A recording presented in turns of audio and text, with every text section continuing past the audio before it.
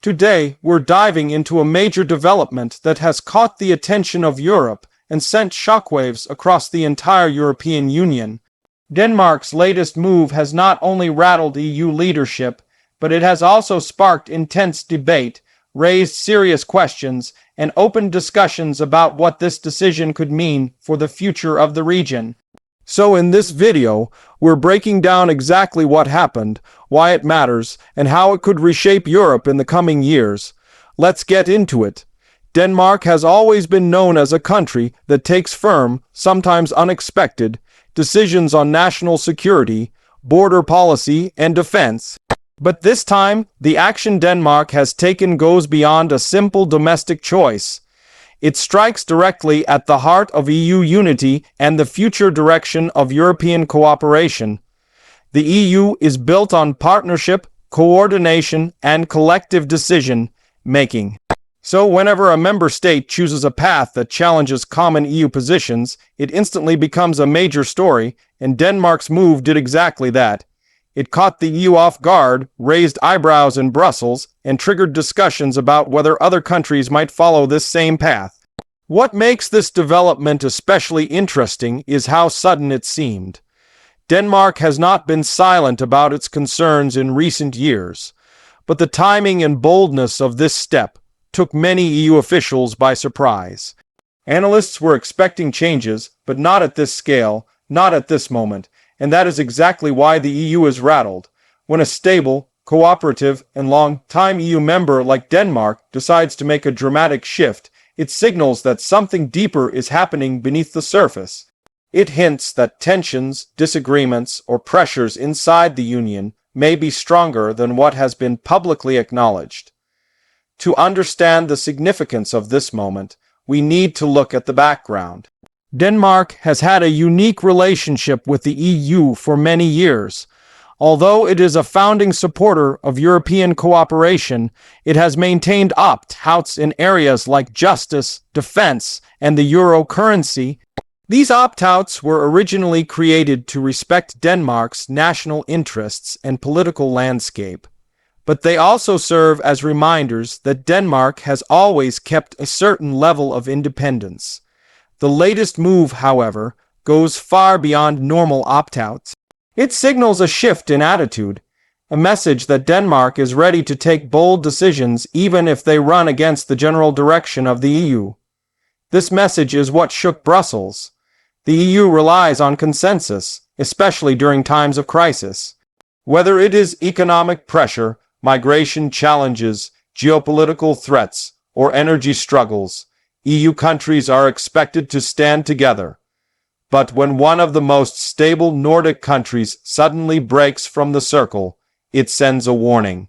It shows that unity is not as solid as leaders hoped.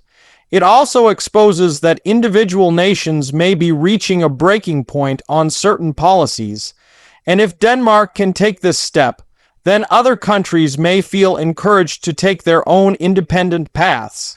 Now, what exactly motivated Denmark to make this move? There are several factors, and each one adds tension to the situation. One major reason is security concerns. As global tensions rise, European countries are reassessing their defense priorities. Denmark, being geographically close to key geopolitical hotspots, has been taking security extremely seriously. The pressure to strengthen borders, upgrade defense capabilities, and take faster action has been building for years. Many Danish officials believe that the EU response has been too slow, too bureaucratic, and too dependent on lengthy discussions.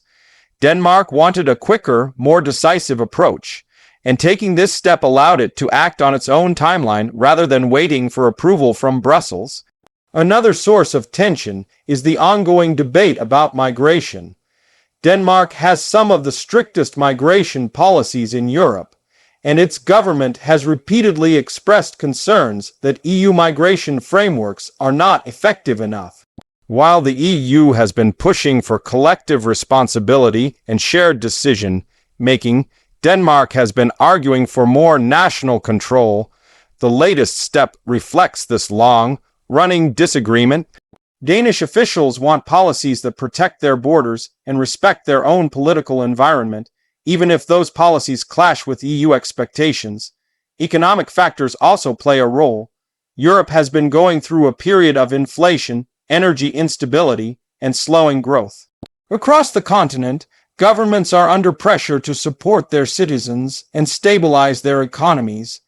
In Denmark's case, there have been debates about whether EU-wide decisions might limit Denmark's ability to protect its own economic interests. When a country feels that collective rules might harm its national finances, tensions naturally rise. And in this case, Denmark decided to take action rather than wait for EU reforms that could take years. All of these factors combined to create a sense of urgency. Denmark's leaders felt that they could no longer rely solely on EU policies to ensure national security, economic stability, and border control. And that urgency pushed them to take a major step, one that was bound to shock the European Union. The reaction from Brussels was immediate. Officials described the move as unexpected, concerning, and a challenge to EU unity. Some leaders expressed disappointment, arguing that member states should work together even during disagreements. Others tried to downplay the tension, suggesting that the EU would adapt and find a way to cooperate with Denmark. But no matter how diplomats try to soften the situation, the reality is clear. This step has shaken the foundation of trust and coordination within the EU. European analysts are now raising serious questions. Will Denmark's move inspire other countries to take similar independent actions? Could this trigger a new wave of political fragmentation within the EU?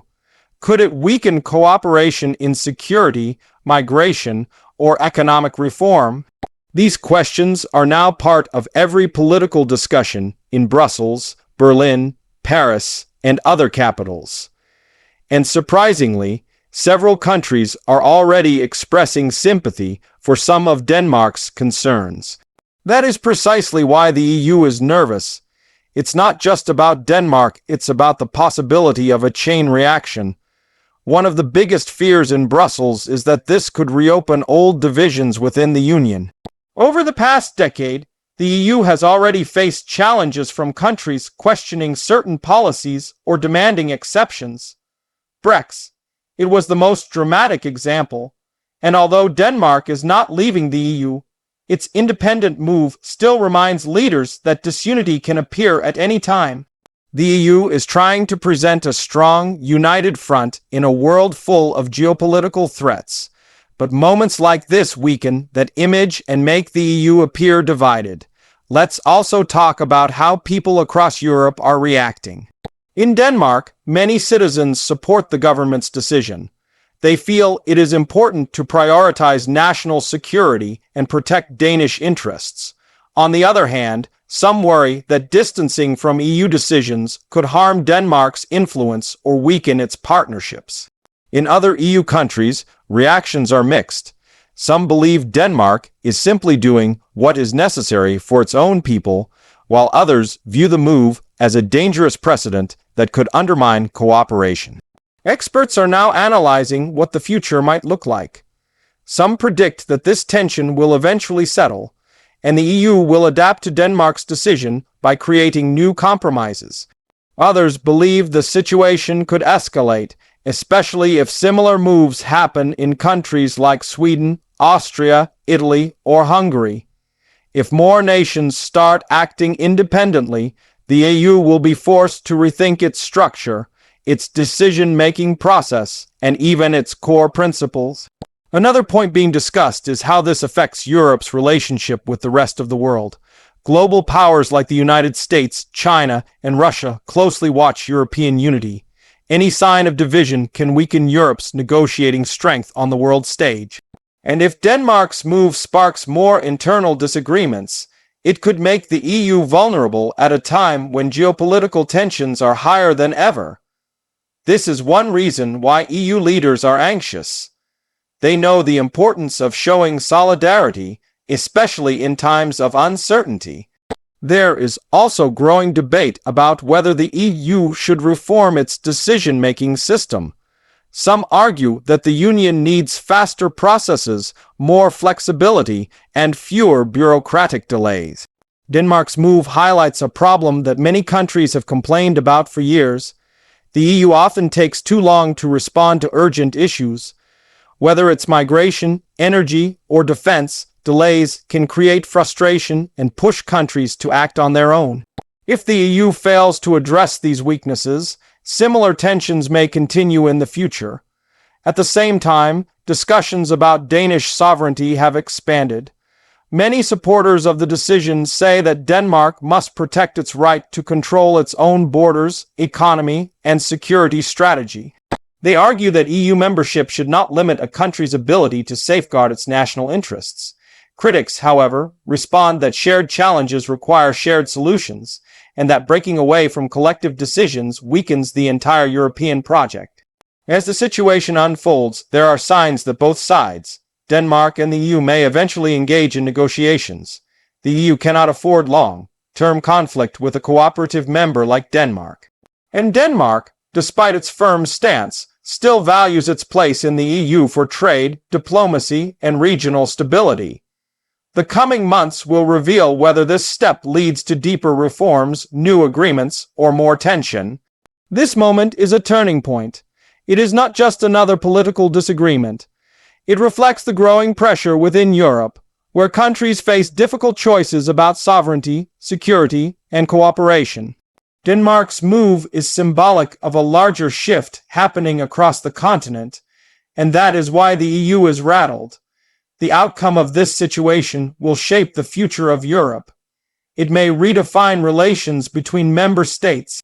It may influence the direction of EU policies for years to come, and it may force European leaders to confront long-ignored problems within the Union. What happens next will be crucial not only for Denmark and Brussels, but for all of Europe.